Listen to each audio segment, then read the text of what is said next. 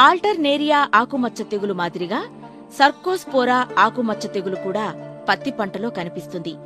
ఈ తెగులు సోకినప్పుడు తెగులు లక్షణాలు మొదట ముదురు ఆకుల మీద కనిపిస్తాయి.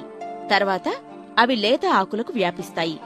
తెగులు సోకిన ఆకుల మీద ముదురు గోధుమ రంగులో గుండ్రని మచ్చలు ఏర్పడతాయి. మచ్చల చుట్టూ ఊదా రంగు, మచ్చల మధ్య భాగం తెలుపు రంగులో ఉండటం రైతులు గమనించవచ్చు. ఆల్టర్నేరియా, సర్కోస్పోరా, హెల్మింతోస్పోరియం ఈ 3 ఆకుమచ్చల నియంత్రణకు పంట అవశేషాలను పూర్తిగా నాశనం చేయాలి.